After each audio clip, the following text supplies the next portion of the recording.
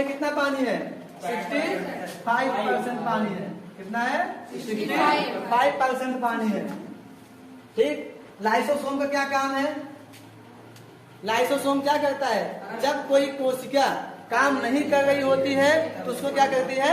नष्ट कर देती है ना। लाइसोसोम का काम क्या है? सभी कोशिकाओं को नियंत्रित करना। क्या काम है? सभी कोशिकाओं को नियंत्रित करना। जैसे मान लीजिए ये आपका माइटोकॉन्ड्रिया है, वैसे नियंत्रित करना किसका काम है? केंद्रक का। किसका काम है? केंद्रक। केंद्रक की खोज किसने की है? रॉबर्ट ब्राउन ने। किसने की है? Robert brown. केंद्रक जो होता है वो आपका प्रोटीन से मिलकर बना होता है। किससे मिलकर बना होता है? प्रोटीन से मिलकर बना होता है। केंद्रक किससे मिलकर बना है? प्रोटीन से। ठीक है। केंद्रक का काम क्या है? सभी कोशिकाओं को नियंत्रित करना। जैसे कि आपके शरीर में सभी को क्या नियंत्रित करता है? दिमाग। दिमाग आपकी पूरी बॉडी को नियंत्रित करना ही नहीं करता है कि नहीं है? जैसे आगे गड़ा है तुरंत कहता है उधर नहीं जाने का। जाते हो? नहीं जाते हो ना। यही तो रोकता है आपको। ठीक। तो इसके लिए दिमाग कौन है? न्यूक्लियस है। ठीक है। तो सभी को अपने अपने अलग अलग काम है। सभी कामों को नियंत्रण करने के लिए न्यूक्लियस है। न्यूक्लियस की खोज रॉबर्ट ब्राउन और इस किससे मिलकर बना है? प्रोटीन से मिलकर बना है। ठीक है। जैसे माइटोकॉन्ड्रिया का काम क्या है? ऊर्जा बनाना। तो कौन कहेगा? न्यूक्लियस। न्यूक्लियस जैसे मान लीजिए होता क्या है, कभी कभी जैसे मान लीजिए कभी कभी कुछ क्षण के लिए माइटोकॉन्ड्रिया जो है नहीं काम कर रहा है ना। कुछ क्षण के लिए माइटोकॉन्ड्रिया काम नहीं कर रहा है तो हमें ऊर्जा नहीं मिल रही होती है। क्या हमें ऊर्जा नहीं मिलेगी? मिलेगी। ऊर्जा हमको मिलेगी। प्रोटीन से मिल सकती है ऊर्जा। ये क्या करेगा? ये इसको आदेश करेगा भाई जब तक ये काम नहीं कर पा रहे हैं तब तक आप क्या कीजिए? प्रोटीन का निर्माण कीजिए ताकि शरीर का काम जो है चलता है नहीं है? तो प्रोटीन की फैक्ट्री कौन है? ये भी है ना। क्या है? ईआर। क्या है? Endoplasmic reticulum. और ये भी क्या है? राइबोसोम भी क्या है? प्रोटीन की फैक्ट्री है। ईआर में दो चीजें बनती हैं। कितनी चीजें बनती हैं? दो। एक बनता है आपका वसा, दूसरी तरफ क्या बनता है? प्रोटीन। वसा किस तरह से बनता है? स्मूथ वाले पार्ट से। वसा किससे बनता है? स्मूथ वाले पार्ट से। और जो रफली पार्ट होता है वो प्रोटीन बनता है। ठीक है। तो लेकिन कितने दिन तक? बहुत होगा, एक दिन ये न बनाए, दूसरे दिन न बनाए, तीसरे दिन फिर ये इसको आदेश देंगे भैया ऊर्जा बनाओ। पता चला इनके मन बढ़ गए, इनका मन बढ़ गया। हम ऊर्जा नहीं बनाएंगे। तो कहेंगे नहीं बनाओगे? कहेंगे नहीं बनाएंगे। तो ठीक है, चच्चा को भेज गए हैं। ये चच्चा पहुंचेंगे इनके पास सट के, बनाओगे? नहीं बनाओगे। बनाओगे? नहीं बनाओगे। लो छिट्टा मार देते हैं। क्या कहते हैं? इसके पास कौन सा घट्ट है? एंजाइम अपघट्ट है। क्या है? एंजाइम। तो क्या करते हैं? इसको नष्ट कर देते हैं। अब बताओ, माइटोकॉन्ड्रिया चला गया, माइटोकॉन्ड्रिया निकल गया। अब फिर हमें ऊर्जा के लिए माइटोकॉन्ड्रिया चाहिए नहीं चाहिए? फिर न्यूक्लियस क्या करता है? आपके सेंट्रोसोम को। किसको? सेंट्रोसोम। सेंट्रोसोम कहता है भैया इनका तो निपटाए दे। क्या कर? एक दूसरा जो है माइटोकॉन्ड्रिया बनाओ। तब ये सेंट्रोसोम क्या करता है? दूसरी नई माइटोकॉन्ड्रिया बनाता है। कोई दिक्कत? आगे चले। अब देखिए, मान लीजिए कभी कभी क्या होता है, इसके अंदर जितने अवयव हैं, इसके अंदर जितने अवयव हैं वो सभी काम नहीं कर रहे हैं। सभी काम नहीं कर रहे हैं तो क्या होगा? तो लाइसोसोम क्या करेगा? सबको कहेगा आपको काम करना है नहीं करना है। ये कहेंगे हम नहीं करेंगे तो लाइसोसोम क्या होता है? फट जाता है। फट के पूरी कोशिका का सत्यानाश। अब ये भी होना आवश्यक है। अगर कोशिकाएं नहीं मरेंगी तो जानते हो जब कोई कोशिका ठीक से नहीं मरती है तो वहां पे सड़न उत्पन्न हो सकता है, घाव हो सकता है, जिससे कैंसर भी हो सकता है। ठीक है। इसीलिए कोशिका का नष्ट होना बहुत जरूरी है। हाँ, नष्ट होने पर लेशन ना बनेगा। अरे एक ही कोशिका बने ना, एक ही कोशिका मरेगी ना, फिर से हो जाएगा अर्धसूत्री विभाजन ना। फिर क्या हो जाएगा? सूत्री विभाजन होगा। क्या होगा? सूत्री विभाजन हो गया। सूत्री विभाजन से फिर नई कोशिका बनेगी तुम्हारा। ये कहाँ भूल गए हो? कोशिकाएं बनेंगी, लेकिन कम से कम इसका साफ होना जरूरी है। कोई चीज जब सड़ जाती है तो सड़ने से घाव बनता है। क्या बनता है? घाव बनता है। तो इसके घाव क्या होगा? अच्छा, कभी कभी क्या होता है, मान लीजिए आप लोग देखते होंगे कतो कतो झगड़ा उगड़ा है तो क्यों छुड़ाई जाते हैं ना, थोड़ा मतलब मार खाए जाते हैं, और मार खाए बाद देखे तो होगा करिए हुई जाता है, काला काला जाता नहीं हो जाता है, होता ही नहीं होता है, तो कहाँ हो जाता है? होता क्या है एक्चुअली में, जैसे लाइसोसोम का क्या है, उस कोशिका को नष्ट करना। कतो कतो झगड़ा ना कि लाइसोसोम को खुद ही मर जाए। इसका काम क्या है? सबको निपटाना। ये क्या हुआ? खुद ही निपट गया। जब ये खुद ही निपट गया तब ये लोग मारने के बाद क्या हो जाएंगे? यही काले काले क्या होते हैं? दाग पड़ जाता है ना। लेकिन फिर होता क्या है, जैसे मान लीजिए किसी ने यहाँ मार दिया और काला हो गया, ठीक है, किसी ने मार दिया काला हो गया। अब क्या वो जिंदगी भर काला थोड़ी ना रहेगा, बाद में क्या होता है? धीरे धीरे ठीक हो। तो होता क्या है, जैसे जब यहाँ की कोशिका मर जाती है तो जो बगलिया वाली होती है ना, झांकने के लिए आती है कि बगलिया क्या हुई हो भाई, यहाँ की कोशिका ना काला कितनी दूर है, इधर की झांकते इधर कौन सा मैटर हो गया? ओ नो नो नो, बेचारे मर गए, बड़ा दुख हुआ। ये लोग अब जो बगल वाली कोशिका है उनके पास लाइसोसोम नहीं है ना, उसका जो ओ नो नो नो, बेचारा डेड हो गया, ठीक है, थोड़ा थोड़ा क्या करते हैं? छींक देते हैं ना, थोड़ा थोड़ा छींक देते हैं तो धीरे धीरे आपका कालापन धीरे धीरे ठीक हो जाता है। बात समझे नहीं समझे? कैसे ठीक होता है? सही हो गया ना? आगे चले। ये हो गया लाइसोसोम। अब आपको एक चीज और बताए थे हम कि आपकी ब्लड में लाइसोसोम नहीं पाया जाता। ब्लड भी तो कोशिकाओं से मिलकर बना है। हाँ, उसके पीछे रीजन है। चूंकि देखिए ब्लड जो होता है आपकी, जो आपकी ब्लड होते हैं वो मोशन सेल है। कौन सी सेल है? मोशन। एक स्पर्म में भी मोशन सेल होता है, ब्लड भी आपका क्या होता है? मोशन सेल होता है।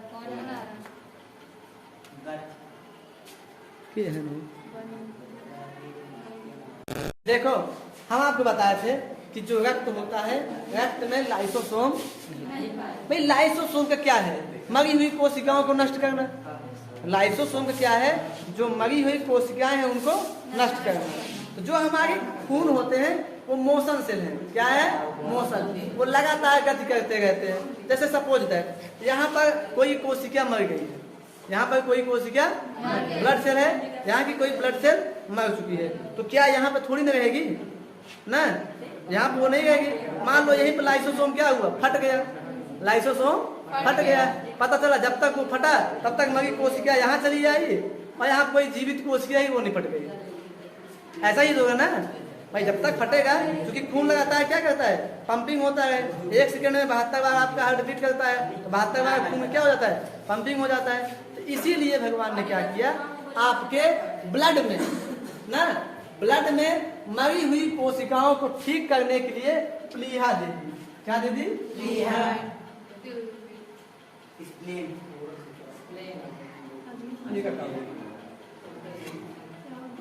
चलते जाए बैठे वीडियो पर।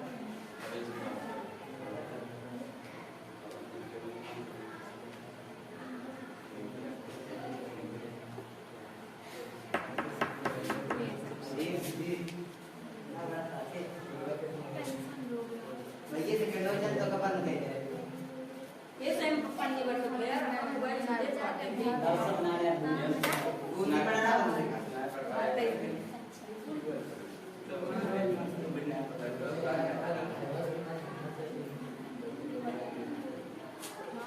देखो प्लीहा क्या होता है? प्लीहा। इसको स्प्लीन कहते हैं। क्या कहते हैं? स्प्लीन। अंग्रेजी में क्या कहते हैं? स्प्लीन। क्या होता है? स्प्लीन। ये हमारे पेट के इस साइड में पाया जाता है, ठीक है। जो प्लीहा का काम है, ये मरी हुई सेल को निपटाने का काम है। क्या है?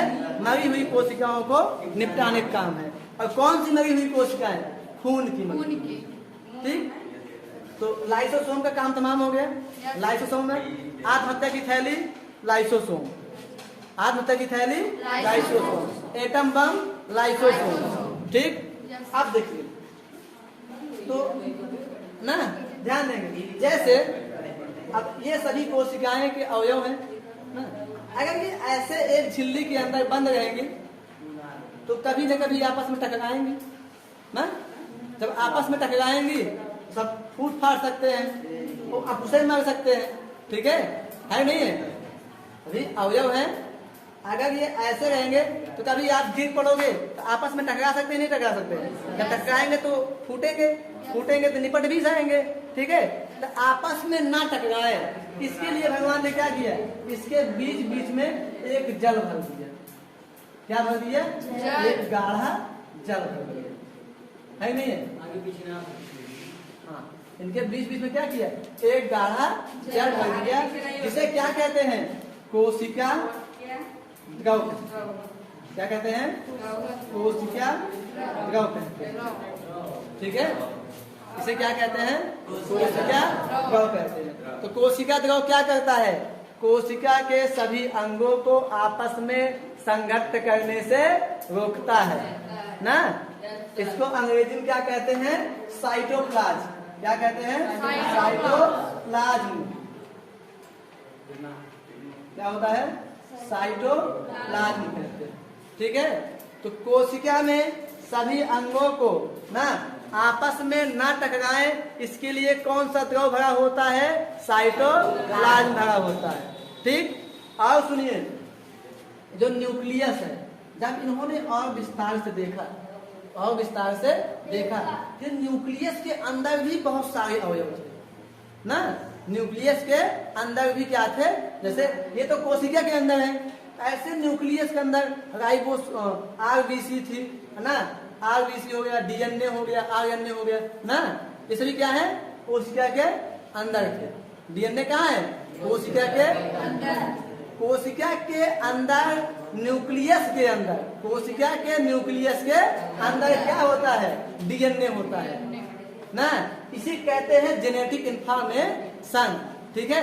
तो जब इन्होंने डीएनए को देखा, थोड़ा जूम किए, जूम करके फाड़ा तो देखा इसके अंदर भी क्या था, जल, एक जल था, जिसे क्या कहते हैं, न्यूक्लियोप्लास्ट। क्या कहते हैं, न्यूक्लियोप्लास्ट। क्या कहते हैं, न्यूक्लियोप्लास्ट। या केंद्रिका द्रव्य।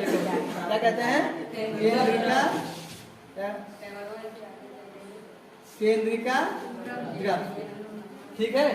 क्या है, केंद्रिका द्रव्य। भाई देखिए, अगर ये इसके अंदर नहीं रहेंगे तो कोशिका सूख सकती है ना, सूखने के पश्चात ये नष्ट हो सकती है। इसीलिए इसके अंदर भगवान ने एक पानी भर दिया ताकि ये लोग सूखे नहीं। अच्छा, न्यूक्लियस भी था, न्यूक्लियस भी ना सूखे, इसलिए क्या किया गया, इसको जो है इसके अंदर भी एक द्रव भर दिया, जिसे क्या कहते हैं, केंद्रिका द्रव्य या केंद्रक द्रव्य कहते हैं, न्यूक्लियोप्लाज्म कहते हैं। कोई दिक्कत? तो कोशिका द्रव क्या है, कोशिका द्रव्य कहिए, कोशिका द्रव कहिए। कोशिका के अंदर ना गाढ़ी एक द्रव भरी होती है जो कोशिका को उसके विभिन्न अंगों को टकराने से रोकती है तथा उसको जो है सूखने से बचाती है। उसे क्या कहते हैं, कोशिका द्रव। वही द्रव जो है एक न्यूक्लियस के अंदर भी होता है, जिसे क्या कहते हैं हम, न्यूक्लियोप्लाज्म, ठीक। इतनी जानकारी तो हो गई। जब ये सब खोजा गया तब वैज्ञानिकों में आपस में एक बहस छिड़ गई कि भाई बताइए, इतने सारे अंग हैं, इतने सारे अंग हैं, इसमें सबसे मेन कौन है, सबसे मेन कौन है। उन्होंने क्या किया, पहले इसको निकाला ना, इसको निकाल के देखा तो खास कोई प्रभाव नहीं पड़ा ना। फिर इसको सेंट्रोसोम को निकाल लिए तो बहुत ज्यादा क्या, नई कोशिकाएं नहीं बनेंगी, इतना ही होगा ना। चलो ठीक है, बहुत खास प्रभाव नहीं पड़ा। इसी प्रकार से वेकल्स को निकाले। आप लोगों के हिसाब से पूरी कोशिका में मेन कौन है, हाँ? केंद्रक,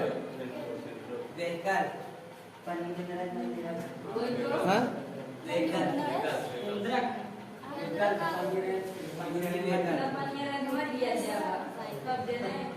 बताइए भाई। हाँ? न्यूक्लियस, दिमाग नहीं, बिना दिमाग के भी इंसान रह सकता है ना, वो तो पगला घूमेगा। बिना दिमाग के क्या हो, ज्यादा पगला घूम रहा ना। अब बताओ कौन होगा, पानी बिना पानी में पी सकते 2-4 दिन। मान नहीं तो बंद करके रखते हैं। आपने बताया इन 4 फुटी के कट बताइए। आप पियास लगा एक दिन पानी मत पीजिएगा। कौन है? दूसरे नहीं सुनना हम बताते हैं। राइबोसोम ना तो राइबोसोम है, ना तो न्यूक्लियस है, सेंट्रोसोम भी नहीं है। सबसे ज्यादा आवश्यक है आपका कोशिका। अगर यही नहीं रहेगा तो कोशिका सूख जाएगी और बिना पानी के से जी काटेंगे ना। बताओ इनका अस्तित्व किससे है? कोशिका द्रव से ना, है नहीं है? कोशिका द्रव ही न रहे कैसे कहाँ से बची है? बेकार है माइटोकॉन्ड्रिया, बेकार है न्यूक्लियस, बेकार है आपका क्या है वेकल्स, है नहीं है? अच्छा अगर यही द्रव किसमें ना हो, न्यूक्लियस में ना हो तो न्यूक्लियस भी बेकार है नहीं है? अगर कोशिका द्रव और केंद्रिका द्रव ना हो तो क्या कोशिका के विषय में सोचा जा सकता है? नहीं, कोशिका का जीवन अंत है। इसीलिए जो है कोशिका द्रव और केंद्रिका द्रव को संयुक्त रूप से जीव द्रव कहते हैं। क्या कहते हैं? जीव द्रव्य कहते हैं। क्या कहते हैं? जीव द्रव्य, जीवों का द्रव्य, कौन तरह? जीव द्रव्य। पारस्परिक है कोशिका द्रव्य, केंद्रिका द्रव्य को संयुक्त रूप से क्या कहते हैं? जीव द्रव्य। हाँ? लिखेगा बात है हो यार तो समझ रहे ठीक है। अरे वीडियो में बताए ना थोड़ा ध्यान नहीं करेंगे अरे ठीक है, दोनों से देखिए समझदार हैं पगले वाला इतना मत ना। अगर आप लोग हमारे राइटिंग पे अक्षरों पर जाओगे तो हम कभी नहीं सही हो पाएगा। हम इसको सही करने के लिए थोड़ी आए हैं।